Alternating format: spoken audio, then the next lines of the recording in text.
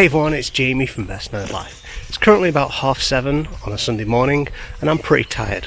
However, I'm also very excited, and the reason is because I'm going to what I consider to be one of the greatest British pastimes.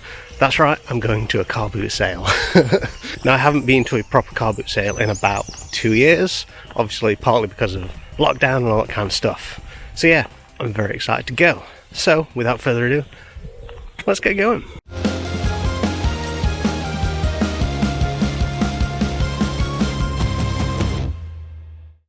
Right, so first off, I found this, which is a switch case of all things, and a bumblebee. But yeah, this is a switch case. It's a numbskull design, and I can't believe that I'm finding switch accessories already in car boots and charity shops. Not long now, I think, until I find games. Next is this stylophone thingamabob. Now, weirdly, I've been seeing a lot of these on YouTube lately, people playing them and such, so it was really interesting to see it in the wild. Unfortunately, it didn't work though, so I left it. I also found these like computer peripheral accessory things, whatever components, whatever you want to call them. This hard drive, which was still in its caddy with the wires cut, very weird. And also these sticks of RAM, 4 of them, a whole bunch of different brands and stuff like that. And yeah, I got them because I'm always looking for sticks of RAM and other components for builds in the future.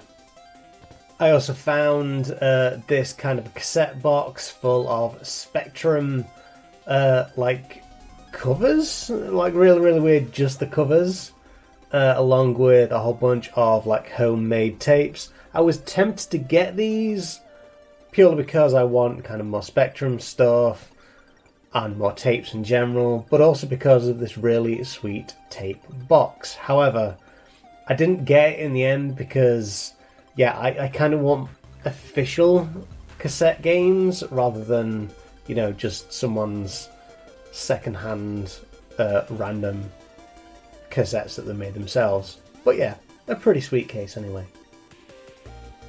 I also found some CDs for 10p each. Now, I did look through these because, you know, there might always be a chance that there's some random PC games in there. I also found some cassettes for 10p each. These are like, you know, official ones. And I probably should have got some of these because, you know, the cases are definitely worth something if you want to replace your games that might have been cracked or something like that. But yeah, I didn't get any.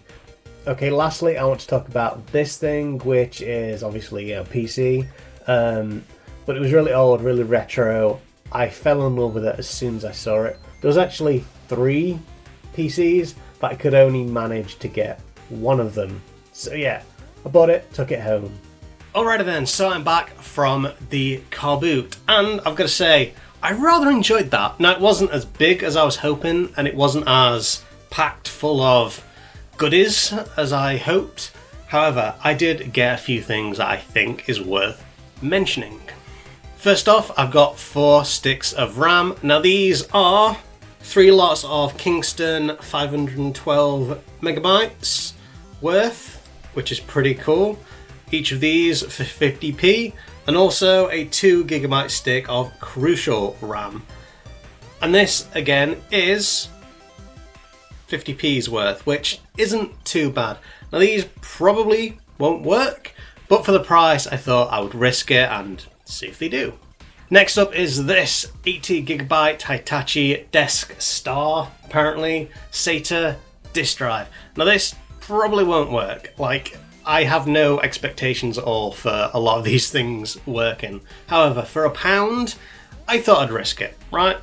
We'll see what is on it, if it works, and if we can use it in future projects. Next up is this switch case. Now, the guy did not know what it was, so I was like, hey, this random case, can I have it for £1? He was like, yeah, I don't really know what it is. Go for it, you can have it for £1. And last but not least is something that I really hoped would be there. I was very much in the mind of hoping to get a PC, like a full PC case with some, you know, components inside it to kind of fix up and clean up and hopefully get working. And I have actually found something, and I don't regret it. I mean, it definitely needs a bit of work, but it is this thing. Oh, it's pretty heavy. this thing. It is an ASI computer, apparently, with Intel Inside Pentium 3. And yeah, it's got a disk drive, 2 disk drives, it's got a floppy disk drive, and yeah, it's actually really, really dirty, and honestly, I can't wait to see inside this. I haven't had a look inside. So yeah, for the rest of the video, I'm just going to be opening this up and checking it out. Okay, so first, let's see if this thing actually turns on. I do not think it is going to, but it's worth trying.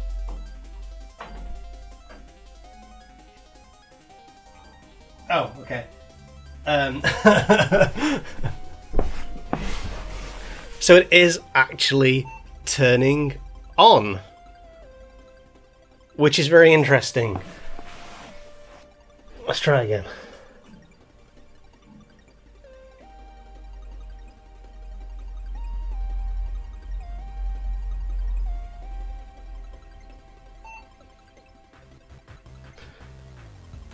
And it's working. Okay.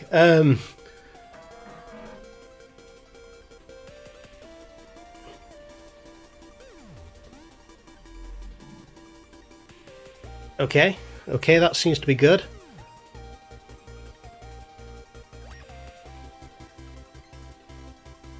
Okay, so it seems to be booting up, but then it apparently keeps getting stuck on trying to load the operating system, I believe. Okay, so I've replaced the battery. Now let's see if this works at all.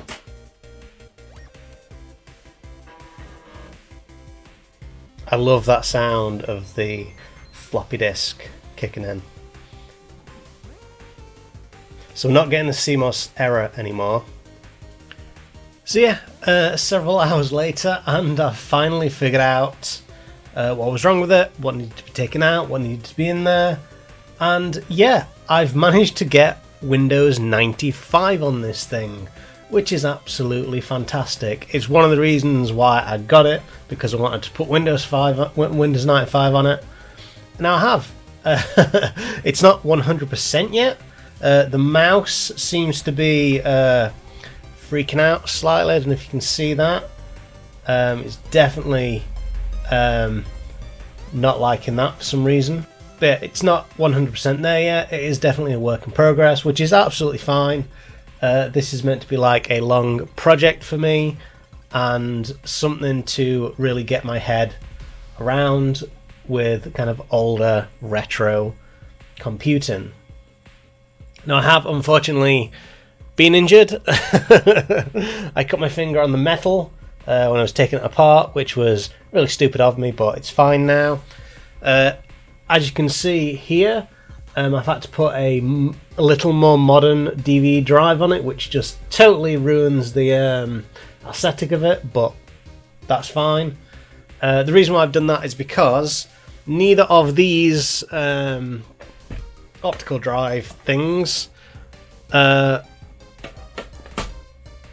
reading anything. One of them just wouldn't open, and the other just would not read any discs, which means that I wasn't able to install Windows 95.